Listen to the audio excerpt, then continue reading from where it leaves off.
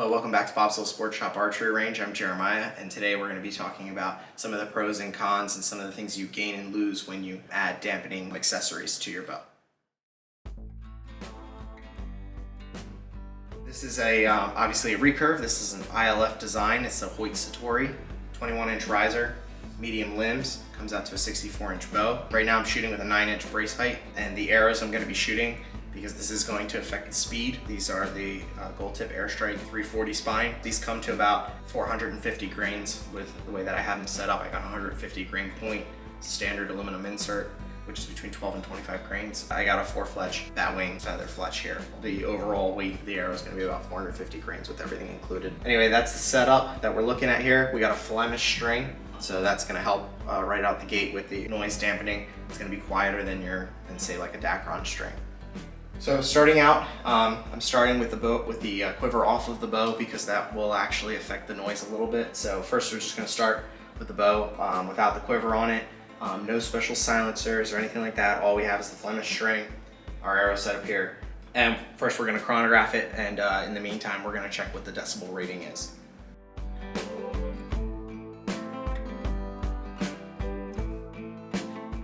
So as you can see, after our first shot there, we chronographed at 170 feet per second, and our max decibel rating was 84.6. That's where we're at right now after the shot. So 170 feet per second, 84.6 decibels. So second shot here, we haven't changed anything on the setup. We're just adding the quiver. That should affect the noise a little bit, just because anytime you add mass, you're gonna dampen some vibration a little bit. It may affect noise, we'll see. That's what we're here to test. So let's give it a shot.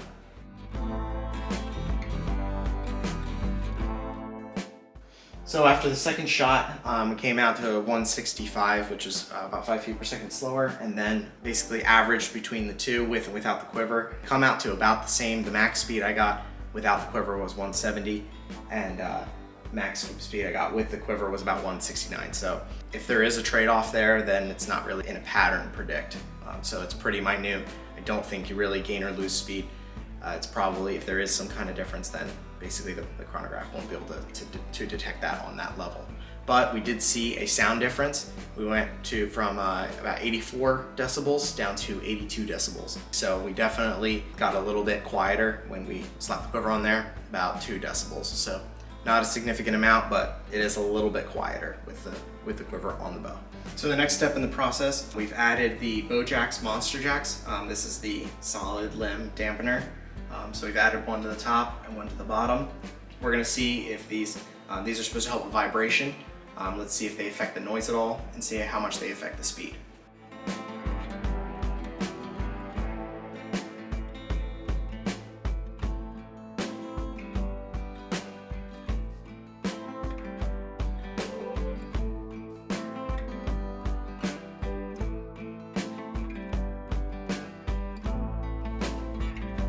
So after a couple shots, to average it out, it doesn't look like we saw a major difference in the speed. Actually, we didn't really see any difference at all. I did get the top speed I did get with the limb dampeners on there was 170, which is about what I got without it. We don't see much of a difference there. We did not see much of a difference with the noise dampening side of things. It was averaging between 82 and 85, which is roughly where we're right about from the beginning. Don't see much of a difference in noise, although I did feel a huge difference in the actual vibration, felt vibration inside the riser. I felt a huge difference. I actually thought it was going to be quieter initially, just because I did feel a big difference in the vibration dampening, although that didn't affect the sound as much. So the last step in the process, basically we have everything on here. So we're having the quiver on here, we got the Bowjax Monster Jack, and we got some beaver balls with a Flemish string. This is like a full vibration dampening, supposedly noise dampening setup. So let's see if we see a huge difference.